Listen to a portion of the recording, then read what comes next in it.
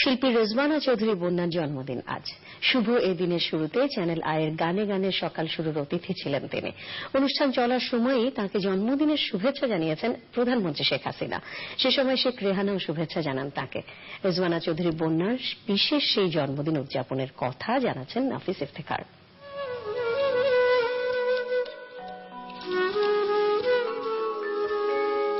গানে গানে সকাল শুরু চ্যানেল আইয়ের নিয়মিত আয়োজন হলেও পৌষের এই সকালটা একটু বিশেষ।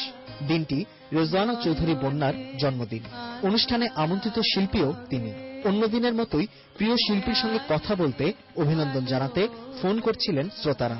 হঠাৎ আনন্দ বার্তা নিয়ে টেলিফোনে প্রধানমন্ত্রী শেখ হাসিনা। আমরা একটা ফোন নেব, তারপর আসি। হ্যালো, শুভ সকাল। হ্যালো, শুভ সকাল। শুভ সকাল। আমি বন্যাকে একটু শুভেচ্ছা জানাতে চাচ্ছি। আমাদের সঙ্গে মাননীয় প্রধানমন্ত্রী আমাদের সঙ্গে টেলিফোনে আছেন। বন্যাকে আমার আন্তরিক শুভেচ্ছা। শুভ জন্মদিন বন্যা। তোমার সুরের মূর্ছনায় সারা বাংলাদেশ মোহিত হয়ে থাকুক, সেটাই আমি চাই, এবং যুগ যুগ ধরে তুমি তোমার এই সোহেলা কণ্ঠ এটা বাংলাদেশের মানুষের হৃদয়কে আরো জাগ্রত করুক, আরো সুন্দরভাবে তুমি গান গেয়ে যাও। দীর্ঘজীবী হও। আমার দোয়া সবসময় তোমার জন্য থাকবে। আপনি যে আমি হঠাৎ একটা রবীন্দ্রনাথের একটা লাইন খালি মনে পড়ছে, হঠাৎ আলোর ঝলকানি লেগে ঝলমল করে চিত্ত।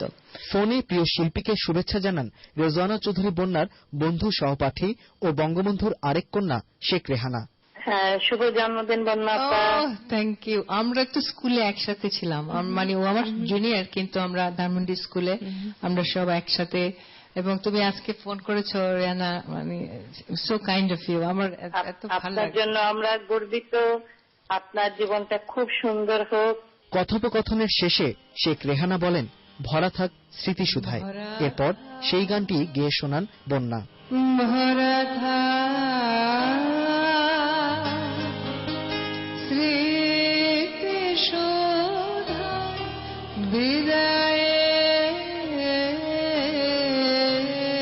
পাত্র। খুব সকালেই প্রিয় মানুষদের শুভেচ্ছা পেয়ে আপ্লুত ছিলেন রেজওয়ানা চৌধুরী বন্যা। বিয়ন্ড মাই ইমাজিনেশন যে উনি ফোন করবেন।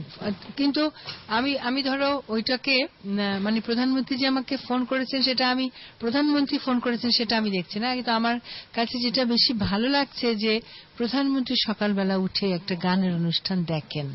এটা আমার কাছে মনে হয় যে একটা দেশের জন্য একটা কত একটা সুখবর, যেখানে তার মানে কি উনি কত একজন সংবেদনশীল মানুষ, একজন সচেতন মানুষ, একজন সংস্কৃতি সচেতন মানুষ, একজন রুচিশীল মানুষ।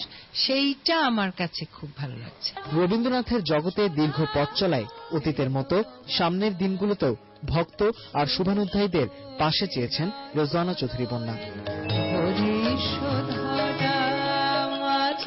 নাফিস ইফতেখার, চ্যানেল আই।